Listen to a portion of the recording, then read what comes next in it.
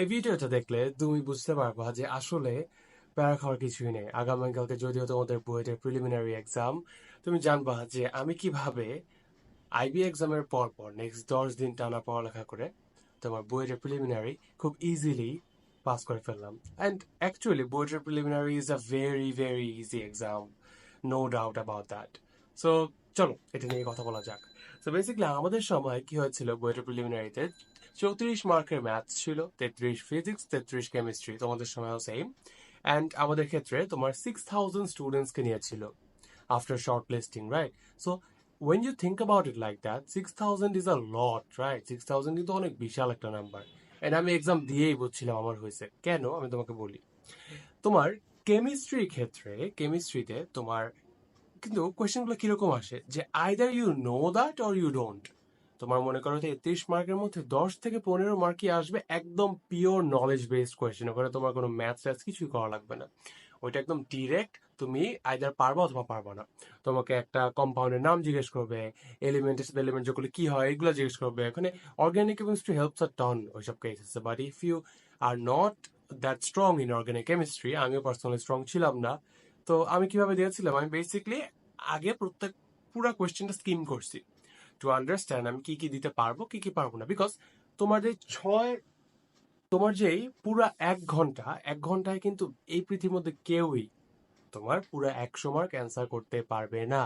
তোমারও দরকার নেই 100 মার্ক অ্যান্সার করার, তোমার টার্গেটই নেওয়ার দরকার নেই এত। তুমি 60টাই টার্গেট করো না, তুমি 50টা 40 টার্গেট করলেও হবে, কোনো সমস্যা নেই। তুমি জাস্ট যতদূর পারো দিয়ে আসো, ঠিক আছে?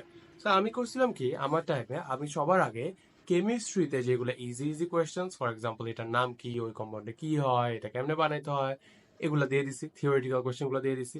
তারপর ফিজিক্সে গেলাম, ফিজিক্সে বড় বড় ম্যাথস না করে যেগুলো ডিরেক্ট ফর্মুলায় বসায় ফেলা যায় ওগুলা করছি। থিওরিটিক্যাল যেগুলো আসছে ওগুলা করলাম, দিয়ে দিলাম। সো এরকম করে 10-15 করে 30টা এমনি হয়ে যায়। অ্যান্ড তারপর ফাইনালে গেলাম ম্যাথে।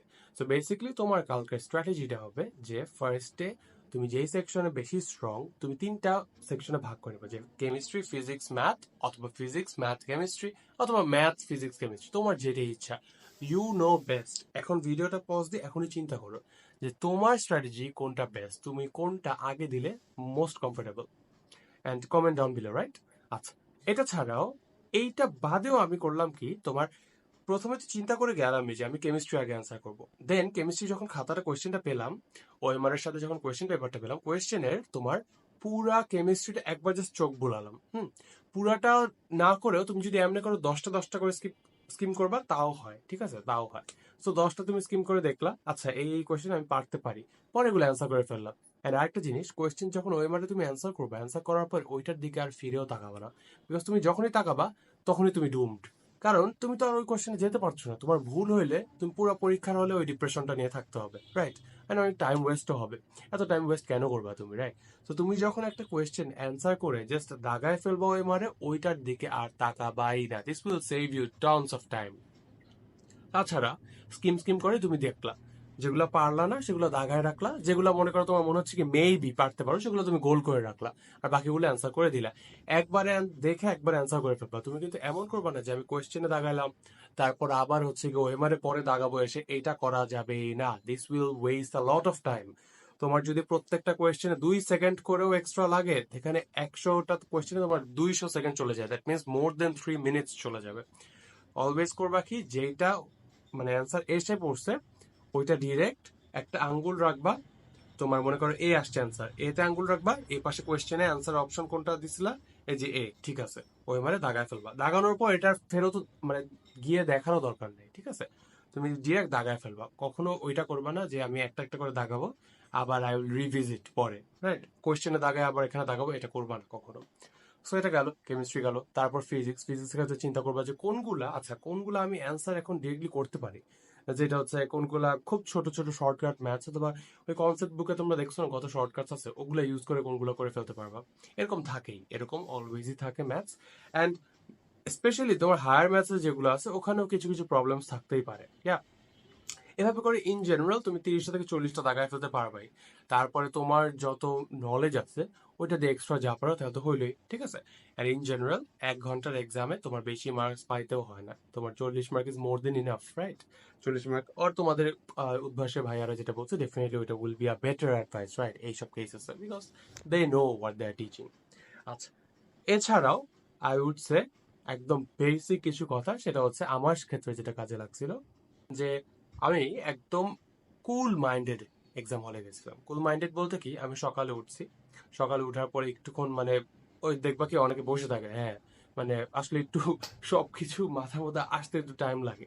তো সকালে উঠে কিছুক্ষণ বসছিলাম, তারপরে অনেক পানি খাইলাম, হ্যাঁ, এরকম করে একটা ব্রেকফাস্ট করে তারপর এক্সাম হলে গেছি। অ্যান্ড এক্সাম হলটা আমাদের ছিল তোমার ইয়াতে ছিল, বুয়েট স্কুলটা আছে না, বুয়েট স্কুলে ছিল। অ্যান্ড ওখানে যাওয়ার পর সিটটায় বসলাম, আমার মাথায় চলতেছিল যে আচ্ছা, আমি যদি এইটায় আমি আমার সর্বোচ্চটুকু চেষ্টা করছি, অ্যান্ড এখানে এই মোমেন্টটার জন্য আমি এতদিন প্রিপেয়ার করছি নিজেকে, অ্যান্ড আমার প্রিপারেশন আমি জানি কেমন ছিল, আমি কোনো জায়গায় ঘাটতি রাখি নাই। তুমি নিজের উপর কনফিডেন্ট হও যে আমি কোথাও ঘাটতি রাখিনি, আমি আমার সর্বোচ্চটুকু চেষ্টা করছি, অ্যান্ড এই চেষ্টা দিয়ে আল্লাহ যা দেয় তাই হবে।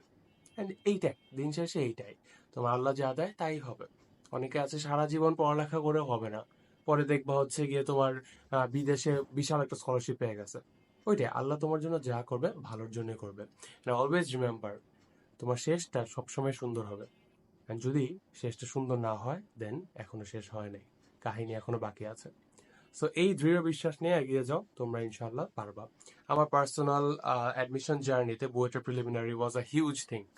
অ্যান্ড আমি হচ্ছে তোমরা জানো যে আমি আইবিআর বই 2টা জায়গায় জাস্ট পরীক্ষা দিয়েছি। অ্যান্ড এই বুয়েট প্রিলিমিনারিটা হওয়ার পর আমার লাইক অন্যরকম একটা শান্তি ছিল, যে wow, I finally goat through. হ্যাঁ, যে আমার এত বড় একটা স্টেপ এটা পার করে ফেলছি। নেক্সট রিটেন আছে 10 দিন, 12 দিন, 20 দিন পর। ওইটাই 20 দিন পরে কভার করা যাবে, আগে এটা পার করতে হবে, অ্যান্ড এটা আমি পার করতে পারবো, এই বিশ্বাস নিয়ে গিয়েছি অ্যান্ড পার করেছি। So yeah, best of luck to all of you. Just তোমরা হচ্ছে গিয়ে এখন এতক্ষণ বসে বসে আমার র্যান্টিং অ্যান্ড এগুলা ব্ল্যাবারিং শুনছো, রাইট? তোমরা যদি এই চ্যানেলে নিউ হয়ে থাকো, ইউ ক্যান সাবস্ক্রাইব। আমি প্রতিদিনই নিউ কন্টেন্টস দেওয়ার ট্রাই করি। So yeah, best of luck to you guys, ইনশাআল্লাহ তোমার জন্য সাকসেস আসবেই। আসসালামু আলাইকুম।